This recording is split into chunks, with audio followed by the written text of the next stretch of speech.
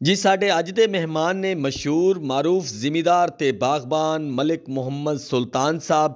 ਤੇ ਅੱਜ ਅਸੀਂ ਉਹਨਾਂ ਨਾਲ ਕਰਾਂਗੇ ਬਾਗਾਤ ਦੇ ਹਵਾਲੇ ਨਾਲ ਗੱਲਬਾਤ। ਤੇ ਆਓ ਚੱਲਦੇ ਹਾਂ ਉਹਨਾਂ ਕੋਲ ਤੇ ਕਰਦੇ ਹਾਂ ਉਹਨਾਂ ਨਾਲ ਬਾਗਾਤ ਦੇ ਹਵਾਲੇ ਨਾਲ ਹਾਲ ਹਵਾਲ। मेरा नाम मोहम्मद सुल्तान आवान।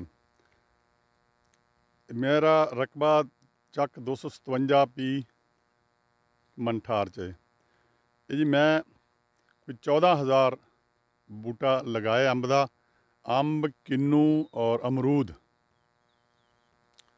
और ये अलहमदुलिल्लाह ये प्रोडक्शन भी शुरू है। पहला फल ये बेहतरीन लगा होया है। ये अमरूद किन्नू अंब ये तीनों की प्रोडक्शन शुरू हो चुकी है। अच्छा जी,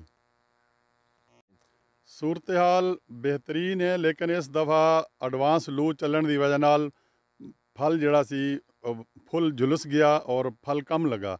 तो असी इस दफ़ा जिहड़ा 22 लाख दे विच सेल किया है, तकरीबन 14 एकड़। अच्छा, हुकूमत की तरफों तुहानू इस बागात के हवाले नाल की सपोर्ट मिलती है? हुकूमत कोलों कोई सपोर्ट नहीं, सानू सिर्फ ये वास्ते ड्रिप इरीगेशन सिस्टम सानू मिलिया सीगा, जिहड़ा कि बस सब रिश्वत की नज़र हो जाता है, जिमीदार तक कुछ नहीं पहुँचता। अच्छा, ड्रिप इरीगेशन प्लांट वगैरह तो लगे हुए आ सारे, उस तो बाद तुहाडे बने हुए तालाब भी बने हुए आ पानी जी इस जी, हवाले नाल तुसीं की कहंदे हो? ये ठीक ने, तालाब ठीक ने। ਅਸੀਂ ਇਸ ਬਾਗ ਨੂੰ ਅਗਰ ਨਹਿਰੀ ਪਾਣੀ ਨਹੀਂ ਆਂਦਾ ਤਾਂ 3-4 ਮਹੀਨੇ ਤੱਕ ਇਹਨੂੰ ਅਸੀਂ ਚਲਾ ਸਕਦੇ ਹਾਂ ਇਸ ਸਿਸਟਮ ਦੇ ਨਾਲ। ਜ਼ਮੀਨ ਦਾ ਪਾਣੀ ਲੈ ਕੇ ਇਹਨੂੰ ਤਲਾਬਾਂ 'ਚ ਇਕੱਠਾ ਕਰਦੇ ਹਾਂ, ਉਸ ਤੋਂ ਬਾਅਦ ਇਹਨੂੰ ਮਤਲਬ ਅਸੀਂ ਖੇਤਾਂ ਦੇ ਵਿੱਚ ਮਤਲਬ ਕਿ ਇਹਨੂੰ ਸੈਰਾਬ ਕਰਦੇ ਖੇਤਾਂ ਨੂੰ। ਔਰ ਜਿਹੜੇ ਪੌਂਡ ਅਸੀਂ ਬਣਾਏ ਨੇ ਪਾਣੀ ਵਾਲੇ, ਉਹਨਾਂ ਦੇ ਵਿੱਚ ਫਿਸ਼ ਵੀ ਪਾਲਦੇ ਹਾਂ ਤਾਂ ਕਿ ਪਾਣੀ ਦੀ ਕੁਆਲਿਟੀ ਮਜ਼ੀਦ ਅੱਛੀ ਹੋ ਜਾਵੇ। ਅੱਛਾ, ਉਸ ਤੋਂ ਜਿਹੜੇ तालाब है उन्होंने फिश भी है? हाँ जी, फिश भी पालते हैं। फिश कितनी ਤੁਹਾਡੇ ਕੋਲ ਹੈ ਮਿਕਦਾਰ ਇਸ? मेरे को 2,000 2000 जी। ਤਿਆਰ ਹੈ ਜਾਂ ਕਿ ਹੁਣ ਛੱਡੀ ਹੈ ਜਾਂ ਕੋਈ ਪਹਿਲੇ ਦੀ ਛੋੜੀ ਹੋਈ ਹੈ? नहीं ਹੁਣ ਕੁਛ ਹੁਣ ਛੱਡੀ ਹੈ, ਕੁਛ ਤਿਆਰ ਹੈ। ਅੱਛਾ, ਚਲੋ ਫਿਰ ਤਾਂ ਮਾਸ਼ਾਅੱਲਾ ਬਹੁਤ ਜ਼ਬਰਦਸਤ ਸਿਸਟਮ ਹੈ ਜੀ ਤੁਹਾਡਾ। ਜੀ ਜੀ।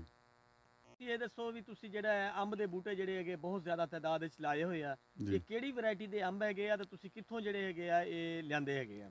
ਇਹਦੇ ਵਿੱਚ ਨਈ ਵੈਰਾਈਟੀ ਹੈ ਚਨਾਬ ਗੋਲਡ, ਉਹ ਅਸੀਂ ਮੁਲਤਾਨੋਂ ਲਈਏ। ਔਰ ਦੂਸਰੀ ਹੈ ਇੱਕ ਅਜ਼ੀਮੂ, ਉਹ ਵੀ ਮੁਲਤਾਨੋਂ ਲਈਏ। ਉਹ ਉੱਥੋਂ ਸਾਨੂੰ 500 ਦਾ ਮਿਲਿਆ, 100 ਰੁਪਏ ਉੱਤੇ ਖਰਚਾ, 600 ਰੁਪਏ ਸਾਨੂੰ ਇੱਥੇ ਪਹੁੰਚਿਆ ਹੈ। ਅਤੇ ਇਹ ਅਸੀਂ ਤਕਰੀਬਨ 2,000 ਪੌਦਾ ਲਗਾਇਆ ਹੈ, ਇਹ ਹੁਣ ਲਗਾਇਆ ਹੈ। ਅੰਬ ਦਾ ਜਿੰਨੇ ਆ ਹਾਂ ਹਾਂ, ਕਿਤਨੇ ਅਰਸੇ ਤਿਆਰ ਹੋ ਜਾਏਗਾ? ਇਹ ਤਕਰੀਬਨ 3 ਸਾਲ ਬਾਅਦ ਪੈਦਾਵਾਰ 'ਤੇ ਆ ਜਾਏਗਾ।